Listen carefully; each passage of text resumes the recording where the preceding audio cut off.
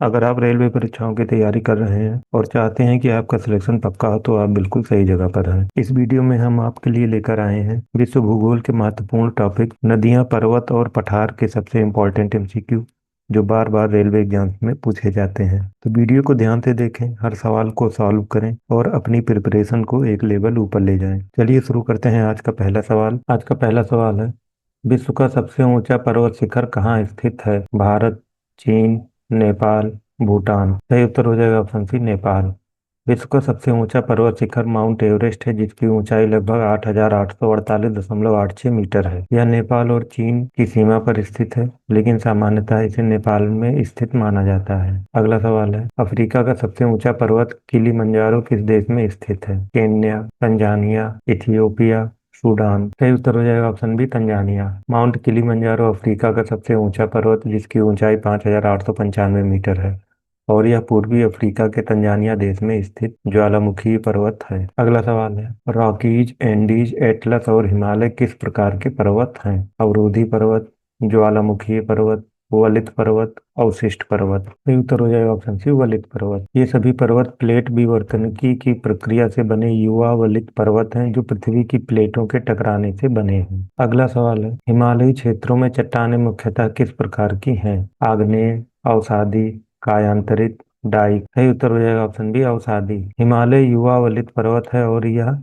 टेथीस सागर में जमा अवसादों के उठने से बना है, इसलिए यहाँ की चट्टानें मुख्यतः अवसादी प्रकृति की हैं। अगला सवाल है, विश्व की सबसे बड़ी पर्वत श्रृंखला कौन सी है? Himalaya, Caucasus, Alaska, Andes. सही उत्तर हो जाएगा ऑप्शन डी, एंडीज। एंडीज पर्वतमाला विश्व की सबसे लंबी पर्वत श्रृंखला है, जो दक्षिण अमेरिका के पश्चिमी तट के साथ लगभग 7,000 किलोमीटर तक फैली हुई है। अगला सवाल है, कोटोपैक्सी कहाँ स्थित है?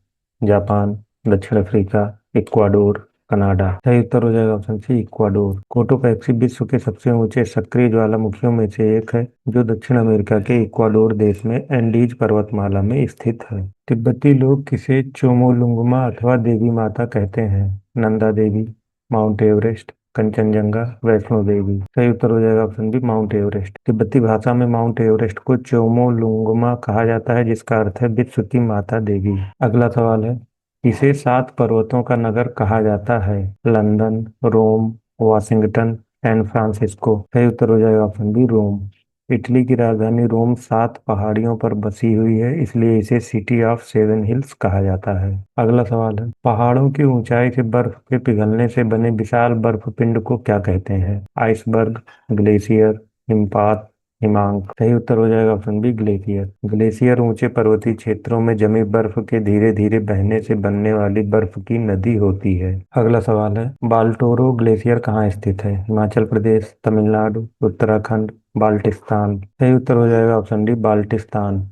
बाल्टोरो ग्लेशियर काराकोरम पर्वतमाला के बाल्टिस्तान क्षेत्र, पाकिस्तान अधिकृत कश्मीर में स्थित विश्व के सबसे बड़े ग्लेशियरों में से एक है। अगला सवाल है, विश्व का सबसे ऊंचाई पर स्थित युद्ध स्थल कहाँ है? Pamir, Andes, Siachen, Alps. सही उत्तर हो जाएगा option C, Siachen. Siachen glacier Bharat Pakistan सीमा पर स्थित विश्व का सबसे ऊंचा युद्ध क्षेत्र है। अगला सवाल है, एशिया का अंतर पर्वतीय पठार कौन सा है? दक्कन पठार, मालवा पठार, तिब्बत पठार, घोलाघर। सही उत्तर हो जाएगा ऑप्शन सी, तिब्बत पठार। तिब्बत पठार हिमालय और कुनलुन पर्वतों के बीच स्थित विश्व का सबसे ऊंचा और विशाल अंतर पर्वतीय पठार है। अगला सवाल है, एशिया की छत किसे कहा जाता है? पामीर का पठार, हिंदकुश पर्वत, कुमितांग पठार, कराकोरम पर्वत। सही उत्तर हो जाएगा ऑप्शन है, पामीर का पठार। पामीर पठार अत्यधिक ऊंचाई पर स्थित है और कई बड़ी पर्वतमालाएं यहाँ मिलती हैं, इसलिए इसे रूफ ऑफ एशिया यानी एशिया की छत कहा जाता है। अगला सवाल है, एनाटोलिया पठार कहाँ स्थित है? मध्य एशिया, पश्चिमी एशिया, दक्षिणी एशिया, पूर्वी एशिया। सही उत्तर हो जाएगा ऑप्शन बी, पश्चिमी एशिया। एनाटोलिया पठार तुर्की में स्थित है, जो भौगोलिक रूप से पश्चिमी एशिया का भाग माना जाता है। अगला सवाल है, रिक्टर पैमाना क्या मापता है? भूकंप की तीव्रता, भूकंप की गहराई, भूकंप की परिमाण, भूकंप की अवधि। सही उत्तर हो जाएगा ऑप्शन सी। रिक्टर पैमाना भूकंप से निकली ऊर्जा यानी मैग्नीट्यूड को मापता है, जबकि तीव्रता मॉडिफाइड मर्कैली स्केल से मापी जाती है। अगला सवाल है, सिस्मोग्राफ द्वारा दर्ज की गई रेखाओं को क्या कहते हैं? सिस्मिक वेग, सिस्मोग्राम, तरंग दाब, कंपनांक। सही उत्तर हो जाएगा option B seismogram. Seismograph machine है और उसका रिकॉर्ड सिस्मोग्राम कहलाता है। यह रेलवे परीक्षाओं में बार बार पूछे जाने वाला प्रश्न है। भूकंप का उद्गम केंद्र यानी फोकस किसे कहते हैं? पृथ्वी की सतह पर स्थित बिंदु, पृथ्वी के भीतर वह बिंदु जहाँ से ऊर्जा निकलती है, प्लेट सीमा, ज्वालामुखी मुख। सही उत्तर हो जाएगा ऑप्शन बी। भूकंप की शुरुआत पृथ्वी के अंदर होती है, इसे हाइपोसेंटर या फोकस कहते हैं, जबकि उसके ठीक ऊपर सतह वाला भाग एपीसेंटर कहलाता है। अगला सवाल है,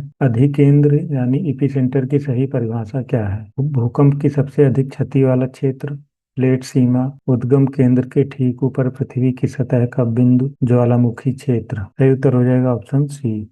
अधिकेंद्र यानी फोकस के ऊपर या सतह पर स्थित बिंदु होता है। अगला सवाल है, रिंग ऑफ फायर क्षेत्र में भूकंप अधिक क्यों आते हैं? यहाँ वायु दाब अधिक है, यहाँ अभिसारी प्लेट सीमाएं पाई जाती हैं, यहाँ महासागरीय जल अधिक है, यहाँ तापमान अधिक। सही उत्तर हो जाएगा ऑप्शन बी। शांत प्लेट के चारों ओर टेक्टोनिक प्लेट की टक्कर होती है, इसलिए भूकंप और ज्वालामुखी अधिक आते हैं। अगला सवाल है, निम्न में से कौन सा तरंग प्रकार सबसे तेज होता है? एस तरंग, एल तरंग, पी तरंग, सतही तरंग। सही उत्तर हो जाएगा ऑप्शन सी पी तरंग। पी वेव यानी प्राइमरी वेव सबसे पहले पहुंचती है। रेलवे में यह प्रश्न काफी ज्यादा पूछा जाता है। अगला सवाल है, कौन सी भूकंपीय तरंग केवल ठोस माध्यम से गुजरती है? पी तरंग, एस तरंग, एल तरंग, सभी। सही उत्तर हो जाएगा ऑप्शन बी एस तरंग।